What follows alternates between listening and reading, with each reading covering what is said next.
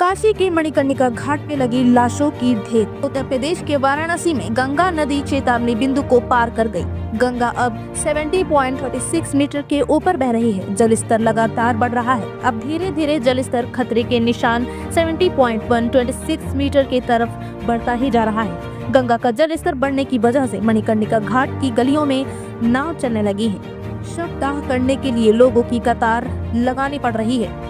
गंगा में बाढ़ की वजह से 15 गांव और शहर के 10 मोहल्ले भी प्रभावित हुए हैं, जिसके कारण अब तक 463 परिवारों ने अपना घर तक छोड़ दिया है। शाम को 6 बजे गंगा का जल स्तर 70.36 मीटर पहुंच गया था, जो कि चेतावनी बिंदु से 10 सेंटीमीटर ऊपर बह रहा था।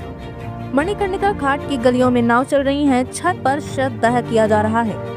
गलियों में शव यात्रियों की 30 से 40 मिनट का इंतजार करने के बाद उन्हें शवदाह करने का मौका मिल रहा है। बाबा मसान नाथ सेवा समिति के संजय गुप्ता ने बताया कि जल स्तर बढ़ने के कारण शवदाह में दिक्कत हो रही है और शव यात्रियों को 30 से 40 मिनट का इंतजार करना पड़ रहा है। वहीं हरिश्चंद्र घाट पर गलियों में भी अब जगह कम पड़ने लगी है। घाट के सारे मंदिर पानी में डूब चुके हैं। केंद्रीय जल आयोग के अनुमान के अनुसार इस वर्ष बाढ़ का कहर भयावह हो सकता है। गंगा के उफान और वरुण के पलट प्रवाह से दीनदयालपुर, पेंगबरपुर, कोहना, पुराना पुल, रुपन्नपुर और सलारपुर सहित कई तटीय बस्तियों के हालात गंभीर हो चुके हैं। किसान संजय चौधरी और अजय चौधरी ने बताया कि उन्हें खेतों में लगी भिंडी, लौकी, टमाटर जैसी कई सब्जियां पानी में डूब चुकी हैं और फसल बर्बाद हो गई है। इसके कारण लाखों का नुकसान भी हो चुका है। इस तरह प्रकृति का प्रचंड रूप देखकर बाढ़ में फंसे लोगों में भय का माहौल बन चुका है कि बाढ़ की स्थिति को देखकर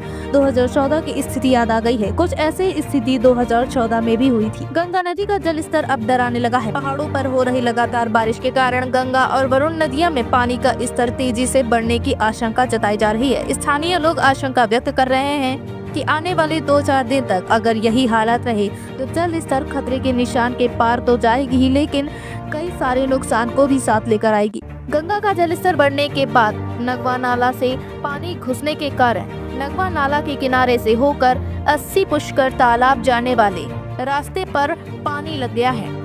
सिंचाई विभाग के कर्मचारियों की मदद से चैनल गेट को बंद करवाया गया और पानी की निकासी करने वाले मोटर पंप को चलवाया गया। बाढ़ की चुनौतीपूर्ण परिस्थितियों में जनजीवन की सुरक्षा और संभावित आपदा से प्रभावित ढंग से निपटने के लिए मंडलायुक्त एस राजलिंगम और उप महानिरीक्षक 11वीं NDRF मनोज शर्मा ने नियुक्त रूप से बाढ़ प्रभावित क्षेत्रों को नियंत्रित करने का मोटा काम किया है।